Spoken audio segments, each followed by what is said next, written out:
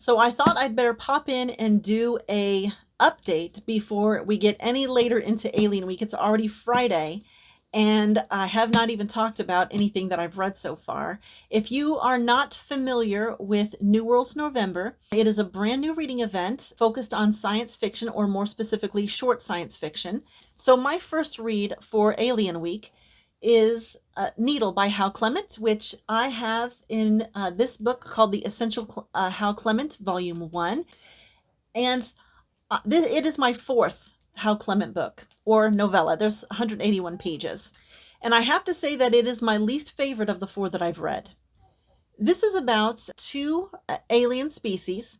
One is a detective, who is referred to mostly as the hunter in the book, and a criminal that he is pursuing. They crash land on Earth. The hunter wants to make sure that he captures the criminal before he has an opportunity to harm humans, because they are a virus species. They have a gelatinous form, and they can absorb themselves into apparently any living host that is large enough to sustain them. They are about 4 pounds, but of course huge for a virus.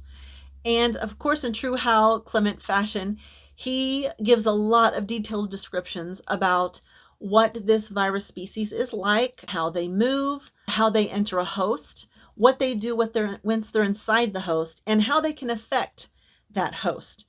And it's all very, very, very interesting. I love his imagination. I love how detailed he gets and how specific he gets when he's describing his aliens and his settings. Now, in this book, of course, there wasn't a fascinating setting because it was present day Earth, or present as of the 60s. But the alien himself was very, very interesting. And he finds a 15-year-old boy, and it takes him months to figure out how to communicate. And I thought that process was very interesting as well, because the hunter first needed to learn English. So that took about 4 months. And it took about another month for him to be able to really effectively communicate with Bob. The boy's name is Bob. And Bob decides to help the hunter find this criminal. And so his friends, of course, that he was, did I mention that they crash landed in the ocean? They crash landed on the ocean. And so the alien had to first make it to shore and then find an intelligent host, which ended up being Bob. Him and his friends were on the beach, swimming and just hanging out, doing teenage things. So his friends are potential suspects to be hosting the criminal virus. And of course, whoever the criminal found himself in may not even be aware. So we spend the book trying to narrow down the list of people that he could be inside of. Part of the reason that this is my least favorite so far, I've read 4, like I said, so far, is because I think because we weren't in a completely alien setting, honestly, or like in Ocean on Top, we're in a far future setting in a city under the ocean. So it was very sort of mundane in that way. And as Bob is trying to eliminate potential suspects, he's spending a lot of time doing his normal everyday things. For example, him and his friends are repairing a boat. And they go out about 4 different times on 4 different days to repair this boat. And each day, Hal Clement spends 4 pages or so describing in detail how they are repairing the boat and where they're getting the supplies for it and everything else. And I have to admit, I skimmed through most of that and looked only for the things that would indicate whether or not someone had implicated themselves as being the host of the criminal. And then there was another thing that I didn't care for, and that was the language that Hal Clement is using to tell this story. It's very unusual. I do have an example. It's not the best example, but I also wanted to give you an example of him describing how this virus operated. So I'm going to read that to you, and then I'm going to talk about my issue with the language of this book. So in this scene, the hunter has crash landed.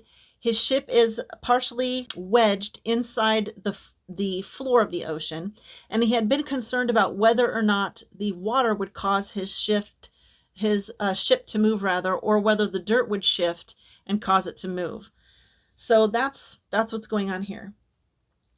Certain as he was that the hull was now solidly fixed in place, the castaway was suddenly startled when his shelter quivered as though to a heavy blow and changed position slightly.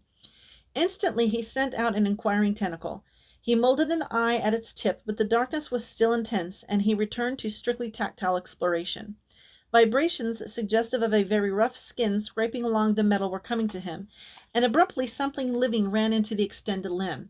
It demonstrated its sentient quality by promptly seizing the appendage in a mouth that seemed amazingly well furnished with saw-edged teeth. The hunter reacted normally for him. That is, he allowed the portion of himself in direct contact with those unpleasant edges to relax into a semi-liquid condition, and at the same moment he sent more of his body flowing into the arm toward the strange creature. He was a being of quick decisions, and the evident size of the intruder had impelled him to a somewhat foolhardy act. He left the wrecked spaceship entirely and sent his whole 4 pounds of jelly-like flesh toward what he hoped would prove to be a more useful conveyance. The shark, it was an 8-foot hammerhead, may have been surprised and was probably irritated, but in common with all its kind it lacked the brains to be afraid. Its ugly jaws snapped hungrily at what at first seemed like a satisfyingly solid flesh, only to have it give way before him like so much water.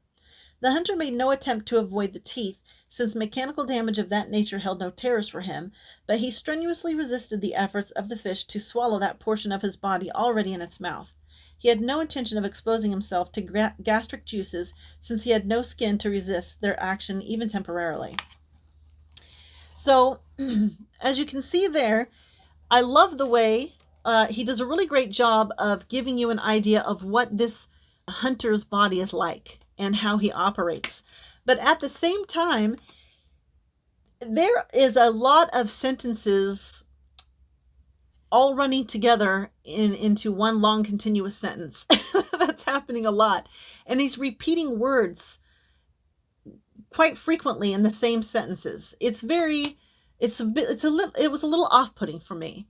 Now, there are better examples of the sort of strange language he's using, but like I said, I wanted to also give you an example of how he describes the way this alien functions, which I thought was marvelous. So there was that, and the other thing that detracted from my enjoyment of this one was his use of red herrings.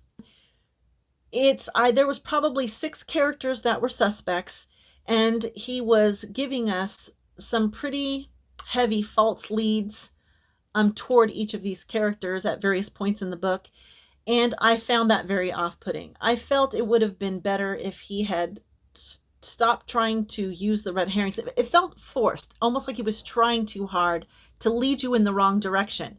But what he ended up doing was leading you in every direction except the one direction that we needed to be led. There was no clues of any kind at all about where the criminal was.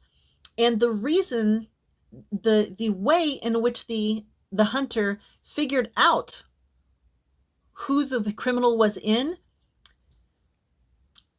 left a lot to be desired. Let me put it that way. It seemed like it would be a very complicated thing to pick up on, especially after considering all of the very heavy leads that he gave us, pointing us in the direction of all the other suspects. So that just was not done very well, I didn't think. However, Hal Clement, still my guy, still love him, still going to read everything he's ever written, as much as I can find of it anyway.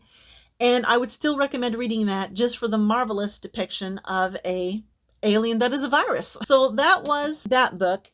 And I am about halfway through Frozen Hell. I'll have the picture of the cover here, which is the book that The Thing was based on.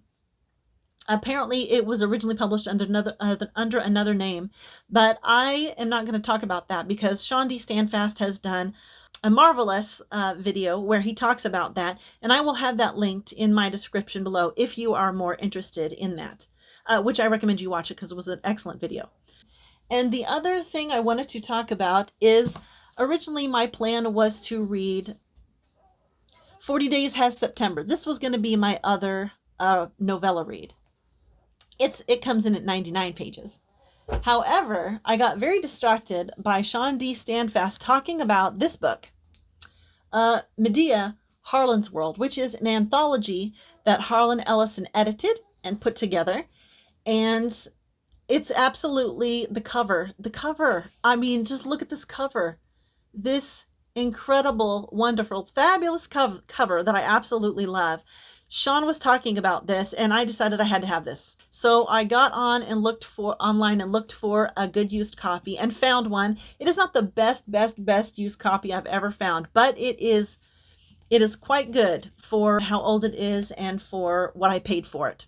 But anyway, so now instead of reading 40 Days Past September, I'm going to start at the beginning of this and read the first story in it. So that's the end of this video, and I will be back tomorrow with a video for Frozen Hell.